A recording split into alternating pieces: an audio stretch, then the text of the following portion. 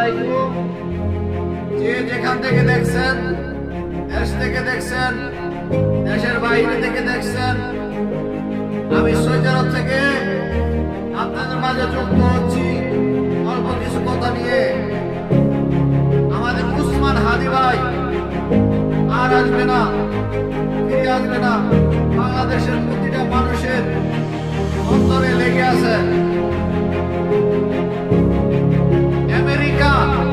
America এক প্রবাসী উসমান হাদি ভাই মারা গেছে। আমেরিকা প্রবাসী বলে কি উসমান হাদির নামে উল্টা পাল্টা কথা বলে। কেন উল্টা পাল্টা কথা তুমি কেন বলবা? সারা বাংলাদেশের মানুষ পাগল উসমান হাদির জন্য কাঁদছে। আর তুমি ফেসবুকে আইসা উল্টা পাল্টা কথা বলবা?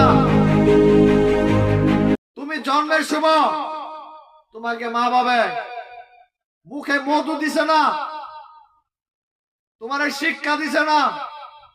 তোমার যদি শিক্ষা দিত তাহলে ফেসবুকে আইসা এইসব কথা বলতে পারত না। একজন ব্যক্তি মারা গেছে, একজন ব্যক্তির নামে তুমি এসব খারাপ মন্তব্য করতে পারত না। তোমার যদি মা বাবার শিক্ষা দিত তাহলে এসব কথা বলতে পারত না। সারা বাংলাদেশের মানুষ পাগল। ডাক্তার ইউনূস দুঃখ প্রকাশ করছে, উসমান হাদিকে হারায় নাই,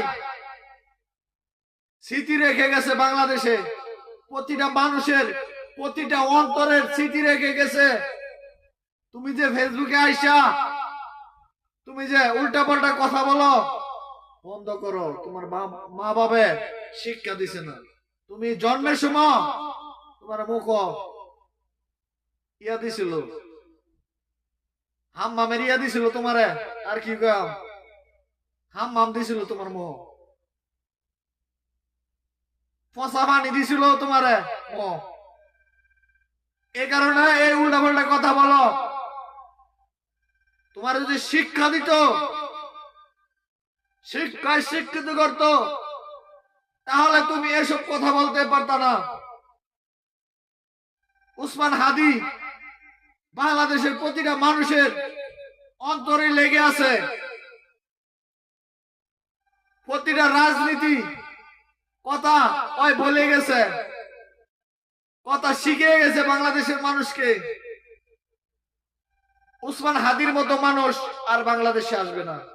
আমাদের কাপাসিয়া ব্রিগেডিয়ার জেনারেল হান্নান শাহ মতন মানুষ আর